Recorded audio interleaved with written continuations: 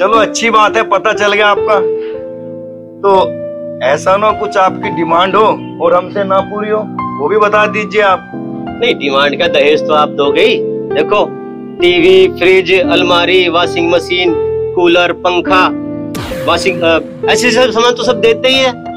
चलो अच्छी बात है, आपने अपनी डिमांड रख दी, कुछ आप भी बता दीजिए अपनी। मेरी तो बस छोटी सी डिमांड है, एक 4 पहिया की गाड़ी दे देना और मेरे छोटे बेटे के लिए एक मोटरसाइकिल दे देना, इससे ज्यादा हमें कुछ नहीं चाहिए। और आपका मन करे तो देखो इसका हार बनवा देना, हाँ। सोने के बुंदे बनवा देना, बस और तो नहीं चाहिए कुछ। हाँ जी। एक बात और है, कम से कम हमारे 500 बाराती होंगे। बड़ी अच्छी बात। सुन रही हो बहन तुम, इतना सब कुछ मांग रहे हैं मुंह खोल के, एक बार अपने बेटे को और बुलवा दीजिए आप। बुलाओ ना, यही तो था। अरे महेश, ओ महेश, पता नहीं। अरे रोका। हाँ मिल ले भाई। नमस्ते जी, यही वो लड़का है ना, तू कहती थी नुको एक बार उनके घर पे चलो, उनके मम्मी पापा से मिलवाता हूँ। तो आपके मम्मी पापा ने कुछ डिमांड रखी हमारे सामने, जो आप मेरी बहन से शादी करोगे और बदले में मैं दहेज दूंगा। बताऊं? अरे इतनी औकात थी तुम लोगों की कि मेरी बहन से शादी कर लोगे? अरे मुंह फोड़ के दहेज मांग रहे हैं, और तो अपनी बहन के कहने पे मैं यहाँ चला आया। नहीं चाहिए मुझे ऐसा रिश्ता।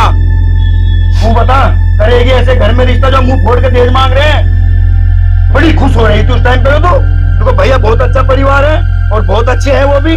भैया मुझे नहीं पता था ये लोग ऐसे दहेज मांगेंगे। मुझे तो पता था कि लड़का बहुत अच्छा है तो इनके माँ बाप भी बहुत अच्छे होंगे। मुझे थोड़ा ही पता था कि ये ऐसे खड़े करके हमारी इतनी बेइज्जती मारेंगे। अरे राधा, मैं तो तेरी जिद की वजह से यहाँ पे आ गया, वरना मैंने बड़े नाजों से पाला है तुझे, और ये निकले दहेज के भूखे। और आप देखिए भाई साहब, आप गलत समझ रहे हैं। आप मेरे माँ बाप के करीब मत चलिए, मैं आपकी बहन से बहुत ज्यादा प्यार करता हूँ। और ये तुम्हारे सामने दहेज मांग रहे हैं। बस भैया आप चुप हो जाओ। ये लोग दहेज के लोभी मुझसे शादी करेंगे। मैं तुमसे शादी बिल्कुल नहीं करूंगी, समझे तुम? अच्छा, और ये तुम्हारे माँ बाप दहेज की बात कर। बस भैया अब आप चुप हो जाइए। मैं कानों सुनी बातों पे नहीं, आंखों देखी बातों पे भरोसा करती हूँ। और ये लोग तो मुंह फोड़ के दहेज मांग रहे हैं। और हाँ तुम सुनो, मैं तुमसे शादी बिल्कुल नहीं करूंगी। तुमसे भी अच्छी बहू लाएंगे हम अपने बेटे के लिए। 20 लाख रुपए लगाए हमने अपने बेटे की पढ़ाई के लिए, सारे कोर्स कराए हैं। ऐसे ही नहीं हमारा बेटा। अरे तो ऐसे कोर्सेज का क्या फायदा, वो हमसे ही वसूल करोगे तुम। एक मिनट भाई साहब, 20-25 लाख रुपए लगाए ना, तो अब एक शीशे का जार और बनवा लीजिए अपने बेटे का फोटो सजाने के लिए। गरीब है, मोहताज नहीं। राजाओं की बहन रह जाती है, बेटे रह जाती है, लेकिन किसी गरीब की बहन रहती न बेटी, समझे आप? अरे तुम तो दहेज के लोभी हो, दहेज के लोभी। तुम क्या जानो गरीब का प्यार क्या होता है? बहन है वो मेरी, मैं कुछ भी कर सकता हूँ उसके लिए, लेकिन लालच करने अपनी बहन को नहीं दूंगा, समझे आप? चल बहन। रुकिए भैया 1 मिनट। और हाँ तुम्हारी भी तो बेटी होगी ना, देना उसे गाड़ी बंगला, क्या क्या दे सकती हो तुम, बोलो। जब अपनी बेटी पर बीतेगी ना तब पता चलेगा। और हाँ मिस्टर, क्या बोलते थे तुम? ये झोपड़पट्टी में रहने वाले मुझसे शादी करोगे तुम? मैं किसी गरीब घर में चली जाऊंगी, लेकिन तुमसे शादी कभी नहीं करूंगी, समझे आप? ये अच्छे संस्कार भाई की बहन है, रख लेना अपने बेटे को सजा कर। राजाओं महाराजाओं के बेटे रह जाते हैं, लेकिन गरीब की बहन नहीं रहेगी, समझे? चल बहन। अच्छा ये थी वो रईसजादी जिसके बारे में तू बड़ी बड़ी फेंकता था। अरे पापा बस भी करो, तुमने भी हद ही कर दी।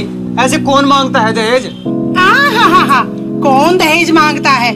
अरे जब मैं इस घर में ब्याह के आई थी ना, संदूक भर भर के दहेज लाई थी, सोना चांदी और ना जाने क्या क्या। क्या तुझे मैं ऐसे ब्याह दूंगी मुफ्त में? अरे मैं तो तेरी शादी उस घर में करूंगी जिसमें भर भर के दहेज आएगा, ऐसे नहीं ब्याहूंगी। क्यों जी, लाई थी ना मैं बहुत सारा दहेज। बस करो मम्मी बस करो। सुना नहीं वे भाई साहब क्या कह रहे थे? गरीब की नहीं रहती लड़की घर, लेकिन राजा महाराजा के लड़के रह जाते हैं। कहीं ऐसा ना हो कि मैं आपके घर में बुत बन के बैठा रहूं, तुम्हारे दहेज के लालच में मेरी शादी ना हो। सही कह रहा है। वो देखा प्रताप का लड़का 54 साल का हो गया, आज भी उसकी शादी नहीं हुई है, घर में कंवारा बैठा आज तक। सच कह रहे हैं जी, मैं तो दहेज के लालच में अंधी हो गई थी। मैंने अपने बेटे के बारे में सोचा ही नहीं। हम उसी लड़की से उसकी शादी करेंगे जिससे वो प्यार करता है, और वो भी बिना दहेज के। चलो जी, चलो उनसे माफी मांगते उसको मना के लाते हैं। चलो आओ। ठीक। बताओ किस लिए लेकर आई तुम मुझे यहाँ पे?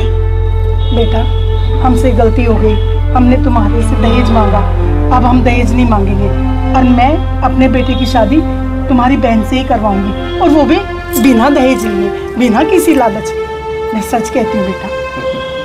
ठीक है, मैं भी ऐसे ही करूँगा।